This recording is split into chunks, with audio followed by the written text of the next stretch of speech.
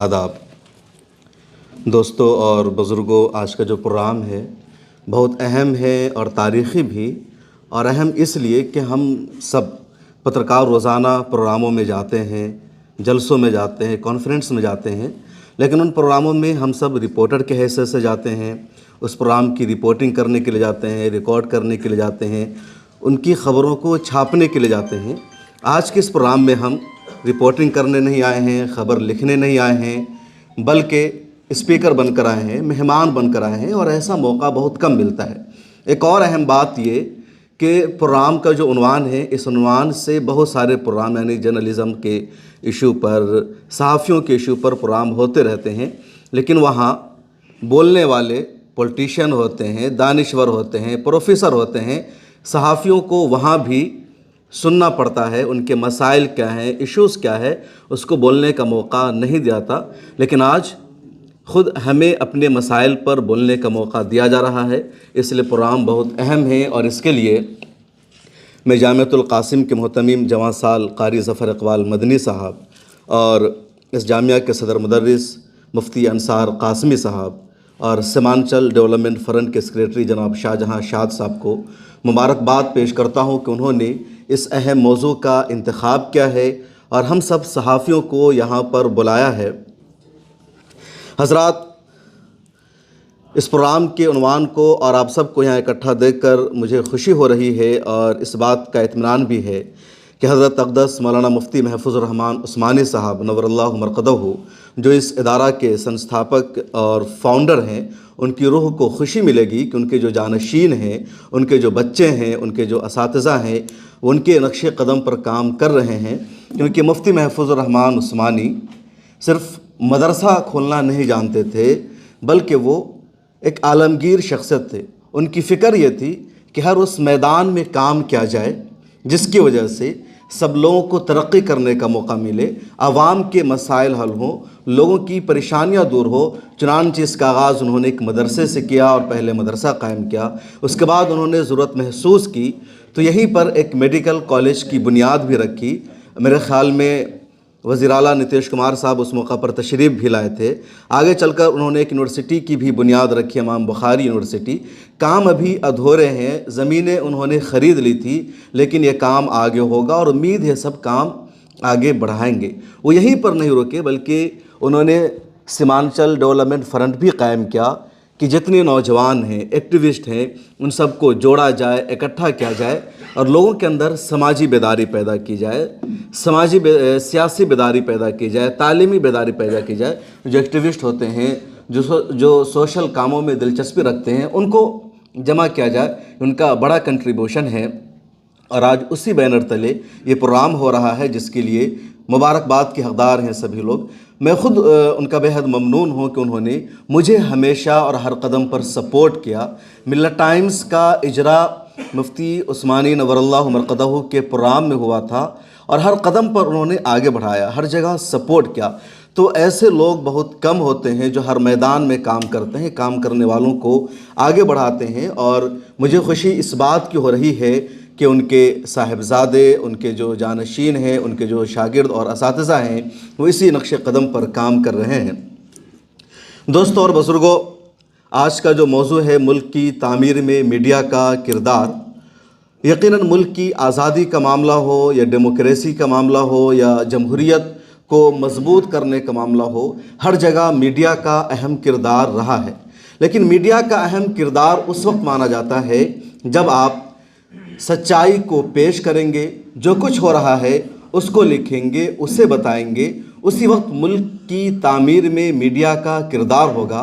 अगर आप हुकूमत के मौक़िफ़ की, हुकूमत के पक्ष की तायद करेंगे, पुलिस प्रशासन का जो नज़रिया है, उसका जो पक्ष है, उसके मुआफ़िक़ अगर आप ख़बरें चलाएंगे, उस तरह की बातें दिखाएंगे, अगर आप उम्मीद रखेंगे कि पुलिस की तरफ से हमें शाबाशी मिले, अगर आप उम्मीद रखेंगे कि जो हुकूमत में बैठे हुए लोग हैं, जो ज़िम्मेदारान हैं, वो हमारी तारीफ़ करें, वो हमें अवार्ड दें, वो हमारा सम्मान करें, तो फिर उस वक्त मुल्क की तामीर में हमारा किरदार नहीं माना जाएगा। एक सहाफ़ी की अहमियत उस वक्त होती है जब आवाम उनसे खुश होती है और हुकूमत में बैठे लोग उनसे नाराज़ होते हैं। तब कहा जाता है कि वो सहाफ़ी ईमानदार है, सही इशू को दिखा रहा है। अगर इससे हटकर काम किया जाता है तो फिर उस सहाफ़ी की आवाम में मकबूलियत नहीं होती है। आज के दौर में हिंदुस्तान का जो मीडिया है उस पर लगातार सवाल उठ रहा है, हर कोई तनकीद कर रहा है, लेकिन इन सब के बावजूद उन मीडिया हाउसेस से जुड़े जो रिपोर्टर हैं, ग्राउंड पर जो लोग काम कर रहे हैं, उनका कंट्रीब्यूशन आज भी बेमिसाल है। वो सच्चाई को हर हाल में पहुंचाना चाहते हैं। मुल्क भर में बड़े बड़े मीडिया हाउसेस के जो रिपोर्टर हैं, जहां कहीं कोई घटना होती है, खा पुलिस के ख़िलाफ़ मामला हो, हुकूमत के ख़िलाफ़ मामला हो, वो रिपोर्ट लिखते हैं, वीडियो रिकॉर्ड करते हैं, विजुअल अपने कैमरे में कैच करते हैं और उसे डेस्क पर भेजते हैं। लेकिन मीडिया हाउसेस में जो डेस्क पर एडिटर बैठे हैं, जो प्रोड्यूसर बैठे हैं, उन खबरों को आगे नहीं बढ़ाते हैं, रद्दी की टोकरी में डाल देते हैं। उनको लगता है कि अगर किसी खबर में हिंदू मुसलमान का एंगल है, किसी खबर में टीआरपी मिलेगी, तो उस खबर को वो आगे बढ़ाते हैं, मामला छोटा हो या बड़ा हो। लेकिन अगर इंसानियत का मामला है, ह्यूमन राइट का इशू है, महंगाई का मामला है, करप्शन का मामला है, बेरोज़गारी का मामला है, लोगों के कत्ल का मामला है, तो उस खबर को छुपाने की कोशिश की जाती है। और जो रिपोर्टर होता है वो दर दर की ठोकरें खाता है, पूरा दिन लगाता है, पुलिस की लाठियां तक खाता है, कई मरतबा फायरिंग तक का सामना उसको करना पड़ता है। इसके बावजूद वो मायूस होता है क्योंकि उसकी खबरें नहीं दिखाई जाती है, डेस्क पर उसकी खबर को रद्दी में डाल दिया जाता है। लेकिन सोशल मीडिया ने हमें मायूसी के दौर से निकाला है। सोशल मीडिया ने सभी लोगों को मौका फराहम किया है कि अगर आपका एडिटर, जिस मीडिया हाउसेस के लिए आप काम कर रहे हैं, वो अगर आपकी खबरों को जगह नहीं देते हैं, वो आपकी तहरीर को नहीं छापते हैं, क्योंकि उनको डर है कि अगर हमने इस खबर को छाप दिया तो अखबार का जो विज्ञापन है, जो इश्तिहार है, वो रुक जाएगा, अखबार का चलना मुश्किल हो जाएगा। टीवी चैनलों को डर लगता है कि अगर उन खबरों को हमने छाप दिया तो हम पर एक्शन हो जाएगा, हमें एड नहीं मिलेगा, हमारे प्रोग्राम में हमारी जो हुकूमत है उसके स्पोक पर्सन नहीं आएंगे, हमारा लाइसेंस रद्द कर दिया जाएगा। इस डर से वो नहीं छापते हैं। लेकिन अब सोशल मीडिया का सहारा लेकर सच्चाई को आगे बढ़ा सकते हैं, हकीकत से दुनिया को वाकिफ़ करा सकते हैं। मैं अपनी ही मिसाल देता हूं कि बहुत सारे जर्नलिस्ट ऐसे हैं जो आज तक के रिपोर्टर हैं, टाइम्स ऑफ इंडिया के रिपोर्टर हैं, इंडियन एक्सप्रेस के रिपोर्टर हैं। वो सब रिपोर्टर ट्विटर पर या मेरे व्हाट्सएप पर खबरें भेजते हैं, कहीं मॉब लिंचिंग होती है, कहीं किसी की जान जाती है, कहीं रेप का इशू होता है, और वो कहते हैं कि इस खबर को मैंने पहले अपने डेस्क एडिटर को भेजा था, अपने प्रोड्यूसर को भेजा था, अपने न्यूज़ रूम में भेजा था, लेकिन वहाँ मेरी इस खबर को नहीं छापी गई है। अब रिक्वेस्ट इतनी है कि मेरा नाम जाहिर किए बगैर, मुझे किसी भी तरह का क्रेडिट दिए बगैर आप मिल्लत टाइम्स के प्लेटफॉर्म से इस खबर को छापिए। और हम लोगों ने दसियों इस तरह की स्टोरीज़ की है। हम लोगों की 200 से ज़्यादा ऐसी स्टोरीज़ है, ख़बरें हैं, जिसकी वजह से पुलिस प्रशासन ने एक्शन लिया है, कार्रवाई की है। अभी मेरे दोस्त शहनवाज जिस मामले का तस्करा कर रहे थे, वो भी ऐसा ही मामला था। उन पर FIR दर्ज हो गई, डॉक्टर इनको धमका रहा है। फिर मैंने ट्वीट किया, उस खबर को चलाया, फिर बहुत सारे मीडिया हाउसेज ने इस पर स्टोरी की और फिर डॉक्टर को झुकना पड़ा। उसने माफ़ी मांगी क्योंकि वहाँ पर मीडिया की ताकत थी। झुके नहीं, दबे नहीं। जहाँ आप झुक जाएंगे, दब जाएंगे, आपको लगेगा कि हमारी नौकरी चली जाएगी, हमारा एडिटर हमें हटा देगा, हमारी मुलाजमत बंद हो जाएगी, फिर हम कहाँ से खाएंगे, कहाँ से कुछ करेंगे, वहीं पर आपकी परेशानियाँ और बढ़नी शुरू हो जाएगी और धीरे धीरे आप उनकी मर्ज़ी के मुताबिक काम करने पर मजबूर हो जाएंगे। आपके पास कोई ऑप्शन नहीं होगा। मिल्लत टाइम्स के 4 से 5 ऐसे जर्नलिस्ट हैं जिनके ऊपर FIR है, बिहार में, यूपी में, मुंबई में, बंगाल में। लेकिन इसके बावजूद हम लोग डरे नहीं। हम लोगों ने कहा जेल जाना तो जाने के लिए तैयार हैं, FIR है तो हम FIR के लिए रेडी हैं। लेकिन अगर हम सच को छापने से रुक जाते हैं, हकीकत लोगों को नहीं बताते हैं, तो फिर हमारे जर्नलिज़म करने का जो मकसद है, हमारा जो पेशा है, हम जिस एजेंडा के तहत काम कर रहे हैं, उसमें हमें कामयाबी नहीं मिल सकती है। मैं इस मौजू पर बात कर रहा था कि अगर आपकी खबरों को अखबार में छापा नहीं जाता है, आपकी रिपोर्ट को टीवी चैनलों पर फेंक दिया जाता है, उसे टेलीकास्ट नहीं किया जाता है, तो आपको मायूस नहीं होना है, बल्कि आजकल हर एक के मोबाइल में हाथ है। कहा तो ये जाता है आज के दौर में कि जिसके हाथ में मोबाइल है वो जर्नलिस्ट है। खा उसने जर्नलिज़म का कोर्स किया हो ना किया हो, तालीम हासिल की हो ना की हो, अगर उसने उन चीज़ों को सोशल मीडिया पर पोस्ट कर दिया तो धीरे धीरे वही चीज़ वायरल होती है, खबर बन जाती है। आजकल दसियों ऐसी रिपोर्ट रोज़ाना सामने आती है जो किसी रिपोर्टर के ज़रिए नहीं बल्कि आम लोगों के ज़रिए। लेकिन अगर आप रिपोर्टर हैं, जर्नलिस्ट है, आपके पास फेसबुक अकाउंट है, आपके पास ट्विटर का हैंडल मौजूद है, आपके पास इंस्टाग्राम है, आप उस स्टोरी को जिसे आपके अखबार में छापा नहीं जाता है, जिसे आपके चैनल में आगे नहीं बढ़ाया जाता है, आप उसको अपने ट्विटर हैंडल से शेयर कर दीजिए। सच मानिए आज भी ऐसे लोग मौजूद हैं, ऐसे ईमानदार जर्नलिस्ट मौजूद हैं, ऐसे पत्रकार मौजूद हैं जो बड़े बड़े हैंडल वाले हैं। वो आपके ट्वीट को आगे बढ़ाएंगे, उस पर स्टोरी करेंगे, उस पर खबर करेंगे और आपकी बात पहुंचेगी। और जिन मीडिया हाउसेस ने आपकी खबरों को नहीं छापा है, 4 दिन बाद मजबूर होकर उसी खबर को वो छापेंगे और आपसे माजरत करेंगे कि मुझे अफसोस हुआ, आपकी खबर हमने नहीं ली। मिसालें मौजूद है कि दसियों ऐसी खबरें रही जिसको बड़े बड़े मीडिया हाउसेज ने शुरू में इग्नोर कर दिया, नज़रअंदाज कर दिया। उनके पास उनके रिपोर्टर्स ने खबर भेजी तो उन्होंने कहा कि नहीं, इसको छोड़ दो, इस खबर में ज़्यादा टीआरपी नहीं आएगी, या इस खबर में पुलिस प्रशासन की हमें नाराज़गी झेलनी पड़ेगी, इस खबर की वजह से सरकार नाराज़ हो जाएगी। लेकिन हम लोगों ने रिस्क लिया, उस खबर को चलाया, मिल्लत टाइम्स में खबर आई, फिर आगे चलकर द क्विंट ने, द वायर ने, द प्रिंट ने उन खबरों को छापा, फिर इंडियन एक्सप्रेस को खबर छापनी पड़ी, टाइम्स ऑफ इंडिया को खबर छापनी पड़ी, उसके बाद एनडीटीवी और आज तक और बड़े बड़े जो टीवी चैनल है वो उन खबरों को छापते हैं और अपने पत्रकारों को, अपने नुमाइंदों को एक तरह से ये समझाते हैं कि गलती हुई कि शुरू में हमने आपकी खबर को नहीं लिया। और पैसे का भी मामला नहीं है। अगर आप कोई ट्वीट करते हैं, कोई खबर आपके पास ओरिजिनल है, ग्राउंड पर जाकर आपने कोई स्टोरी की है, आप जिस अखबार के लिए काम नहीं कर रहे हैं, माफ़ कीजिएगा, जिस अखबार के लिए आप काम कर रहे हैं वो अगर आपकी खबर को नहीं छापता है, लेकिन अगर किसी अच्छे मीडिया हाउस को जो सोशल मीडिया के मैदान में काम कर रहे हैं, जिनकी वेबसाइट है, उनको पता चलता है कि आपके पास इस तरह की स्टोरी है, आपने इस पूरे मामला को कवर किया है, तो आपसे उस पूरी खबर को कवर कराएंगे, वो आपको उसके लिए पेमेंट करेंगे। जो हिंदुस्तान में बड़ी बड़ी वेबसाइट है, जैसे द वायर है, द प्रिंट है, न्यूज़ क्लिक है, द क्विंट है, या कई बड़े बड़े अखबारात हैं, उनके नुमाइंदे मुल्क में हर जगह नहीं होते। उनकी टीम बहुत लिमिटेड और मुख्तसर होती है, 15-20 लोगों की टीम होती है, उसी के साथ वो काम करते हैं। इसके बावजूद मुल्क के मुख्तलिफ इलाक़ों में कोई मामला होता है, कोई घटना होती है, तो उसकी वो खबरें छापते हैं और पूरी तहक़ीक़ के साथ खबरें छापते हैं। उनकी रिपोर्ट ग्राउंड ज़ीरो से की गई रिपोर्ट पर मबनी होती है।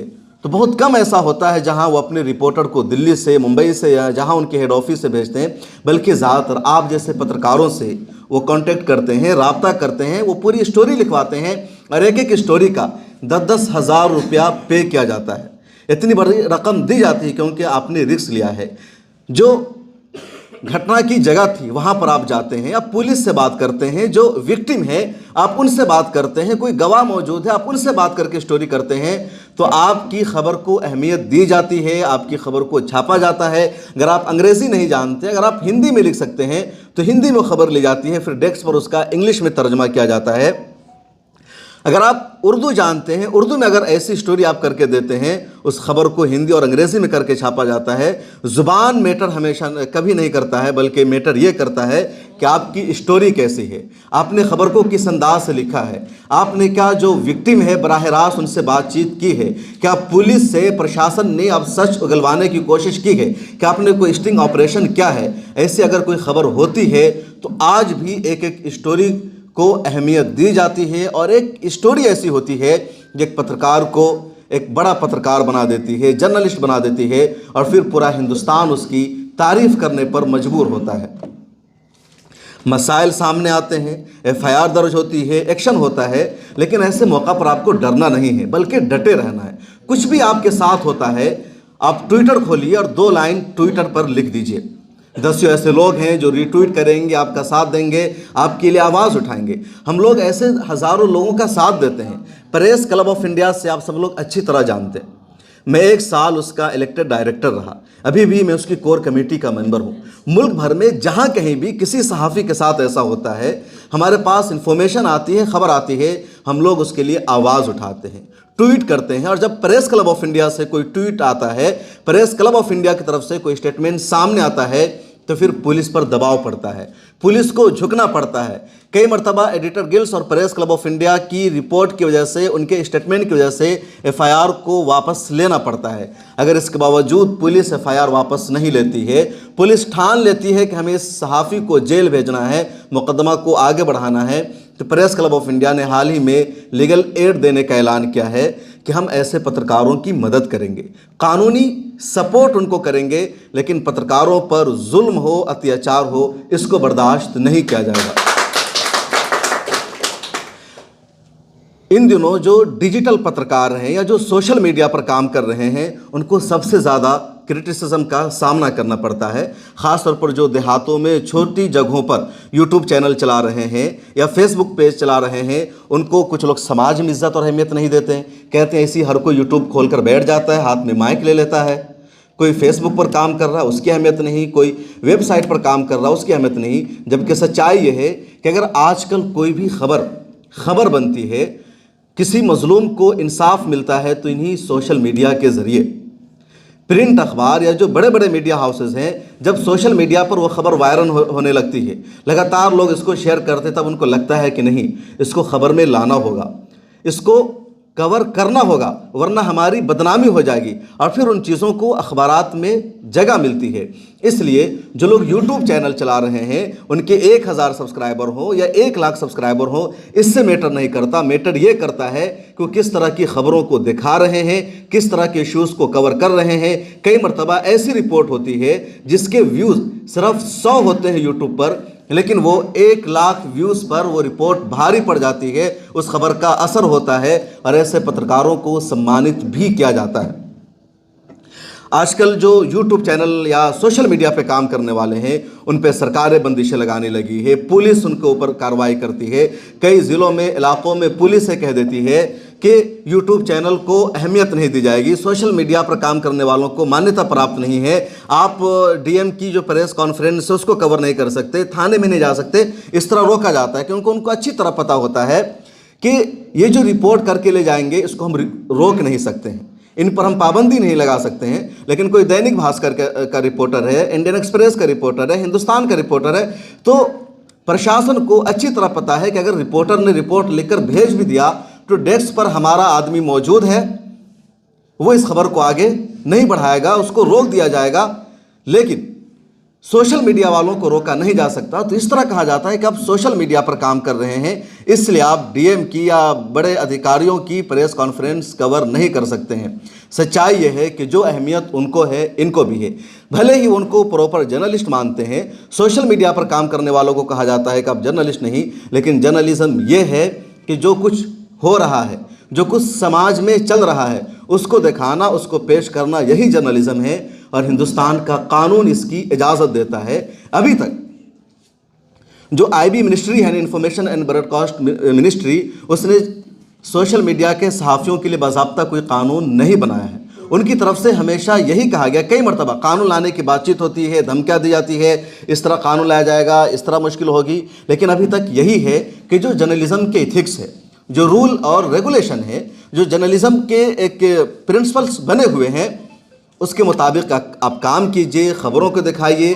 आप पर कोई एक्शन नहीं लिया जा सकता, आपके खिलाफ कोई कार्रवाई नहीं हो सकती, क्योंकि जर्नलिज्म के रूल हैं, एथिक्स हैं, और इस पर आप चलकर काम करेंगे तो आप जिस प्लेटफॉर्म पर भी काम करें, आपको किसी भी तरह की कोई दुश्वारी नहीं हो सकती है। और इन दिनों कई सारी ऐसी ऑर्गेनाइजेशन भी बनाई गई है जिसकी मेंबरशिप लोग देते हैं, और जब लोग ऐसे संस्थाओं से जुड़ जाते हैं तो कहा जाता है कि एक ऐसी संस्था से जुड़ गए हैं जो सेल्फ रेगुलेटरी निज़ाम को फ़रोग़ दे रही है, लिहाजा उसको माना जाएगा और उसको एक तरह से मेन स्ट्रीम मीडिया का दर्जा मिलेगा। और आज की तारीख़ में यूट्यूबर या डिजिटल पर काम करने वालों की अहमियत और बढ़ गई है कि जितने बड़े बड़े पत्रकार थे जो टीवी चैनलों पर काम कर रहे थे, वो सारे सोशल मीडिया पर काम कर रहे हैं।